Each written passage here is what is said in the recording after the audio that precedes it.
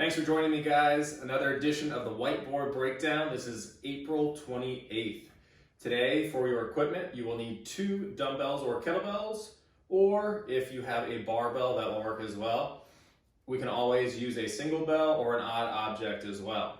Okay, so starting off here, we'll get warmed up. We're gonna have a 30-second clock for work, and then that will transition into a 30-second rest clock, and you'll move down to the second exercise. We have 2 rounds of 4 exercises. Starting off our first one, we have seal jacks. So like our jumping jacks, instead of going overhead, we're gonna open up our chest a little bit and go out, throwing our hands back to open up our chest, and then tapping our hands out in front. Next exercise we have is plank shoulder taps. So we're going into a push-up plank. Feet are a little bit wider. We're squeezing our glutes nice and tight. And from here, I'm just gonna go nice and controlled, driving my hand into the ground, but keep maintaining that same straight body from my shoulder to my feet, not swaying left to right as I move my hand to my shoulder. Okay, if you need to, you can go onto all 4s as well there. Okay, bootstrap squats is my next one. Full squat. From here, I'm gonna elevate my hips into the hamstring stretch, and then come down to the bottom of that squat. In my first round, if I want to hang out in that squat a little bit more, or hang in that hamstring stretch for a few more seconds to get a nice stretch, hang out there as long as you need to.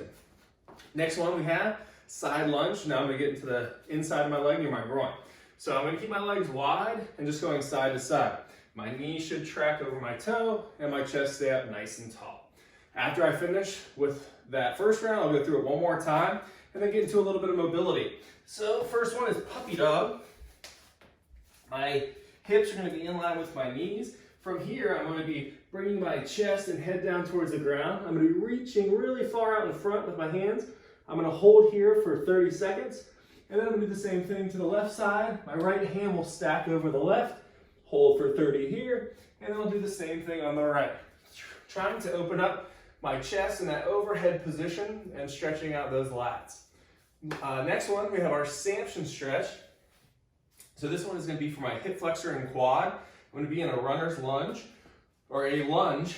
From here, I'm going to tuck my glutes underneath. I'm going to drive that hip forward, and then to make it a little bit more intense, I'm going to interlock my hands together and reach back slightly. I don't want to open up my back. I want to keep everything tight, so the stretch just intensifies a little bit more in that hip flexor. If you want an even a little bit more of a stretch, you can go out to the side and go a little bit more diagonal. So I'm going to do 10 pulses, relaxing in between each, holding for 5 seconds, 10 per leg. When we finish the mobility, since we have our 6-week handstand goal, we're going to be doing 2 sets of 10 shoulder shrugs. So when I kick up into my handstand, I don't have a wall to kick up to right now, but once I kick up into that handstand, I'm going to shrug my shoulders up to my ears, so I'm pushing into the ground, and then I'm coming right back down into the position in my handstand where I don't want to be, and then I'm going to drive back up into that nice engaged, strong shoulder position when I do kick up. So if we need to, we can do down dog here, where I'm driving, or I can elevate my feet to get into more of a pike position, or if I'm experienced, I can kick up into a full handstand and start to do it there on the wall.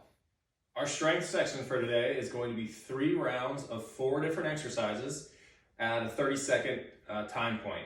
So we have 30 seconds of our first exercise, no rest, going right into the 30 seconds of the next exercise. And we do that for all 4 exercises for 2 minutes of unbroken work. We take a minute to recover, and then we do 2 more rounds in the same exact fashion. Now, our first exercise is max double dumbbell rows. So if you do not have 2 dumbbells or 2 kettlebells, we can still do this with a single bell, or if you do have a barbell, we can use a barbell. So the form for the row is going to be the same either way. So as I pick up my bell, I'm going to hinge my hips back from here, so it's almost like an RDL. My chest will be facing the ground, but my back is nice and flat. Shoulders are rolled back. My elbow is going to go right next to my rib cage and right back down to that starting position. Okay, I'm going to do as many as I can on, if I have 2, in 30 seconds. Okay, if I only have 1, I can go with 15 seconds on one side, switch to the other side, or I can use both hands and do the same exact thing, okay? Barbell will look exactly the same. You would be hinged and just doing a row with that barbell, just like you would do with the 2 dumbbells or kettlebells. Then we're going right into a plank. So just like we did in warm-up with the plank shoulder taps, holding this position, squeezing my glutes, pressing down into the ground. Okay, so my shoulders are separating and I'm trying to keep my belly in, butt squeeze nice and tight. Right when I get done there, I'm doing an RDL. So again, if I have one bell, just maybe both hands on the bell, hinging my hips back, stand up, squeeze my glutes. Going for as many as I can in that 30-second time frame. So you're most likely going to get somewhere around like 15 reps. So think about your weight selection for about 15 reps. When I finish there, 30 seconds, knocking out as many push-ups as I possibly can, taking my 1 minute rest, adjust weights if I need to, and then 2 more rounds of our strength. Our Metcon today is going to be an E3 mom for 7 rounds. Okay, so every 3 minutes on the minute, we're going to try to sprint through 4 different exercises to get as much rest as we can before we hop into another round of that E3 mom. Okay, we have 7 total rounds, so we're trying to get a decent bit of rest at the beginning of our first round. So we hopefully a minute of rest or so in that first round.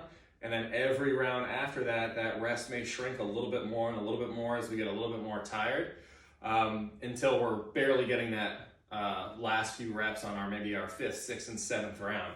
So after we go through these exercises, think about that with your weight selection and the rep count. So if you are all the way up to that 3 minutes on your first round, you may want to adjust the rep count or what you selected for your weights. So for our exercises, we have 12 alternating power snatches. So with our power snatches, you can do this with a single bell, or we can do 12 without alternating and just use our barbell. So starting from the bottom, getting in my good deadlift, driving through my feet, elbow goes high, and then I dip underneath to get into my power position and punch overhead. Okay, I'm alternating each rep, so I can either alternate on the way down, or as I get to the bottom, I can switch hands and then alternate. Okay, we have 6 burpees over the bell, so I can either do this laterally or I can face. Because if I have a barbell, same option there. I can do bar facing, or I can do these laterally. This is up to you. If you know you're going to be a little bit slower with your burpees, maybe choose doing them laterally because they're a little quicker. If you know you want a little bit more of a challenge, maybe we face it so that when we do jump with both feet and turn, that's going to just make that a little bit more difficult and stretch that time out just a little bit. Then we have 12 alternating step back lunges. So depending on the weight selection we have here, we can either go into the goblet position for our dumbbell or kettlebell, just alternating each rep. Or if we do have a barbell, we're gonna just be in our front rack position and doing our step backs there. And then you repeat the 6 burpees in the same exact version that you chose for those first 6 burpees. When I finish that last set of 6 burpees, I take the remainder again. Hopefully it's a minute in my first round of time to rest, and then repeat for the remaining rounds. Thinking about sprint pace here, right when I get done with my snatches, I go right into my burpees, then right into my lunges, then right into my burpees again. No big rests here unless we're using that barbell, and that is something that we may have to break up with our snatches. Everything else we should be able to knock out and get unbroken pretty quickly. After we finish all 7 rounds, we have a little bit of mobility to finish off the day. We just have twisted crosses. So arms out to a T. From here, I'm pushing myself off with my opposite hand to push into my stretch. This should be my chest and my back getting a nice stretch. And I'm just gonna hang out here for a full minute and then switch sides. Okay, a minute on each side just to open up that chest, and then thread the needle. So this will be for my back. One hand goes forward, the other hand goes down and under, and I'm just gonna drive my shoulder into the ground and then just hanging out nice deep breaths here, stretching out my shoulder and back. 1 minute on each side of there. All right, guys, good luck with this one.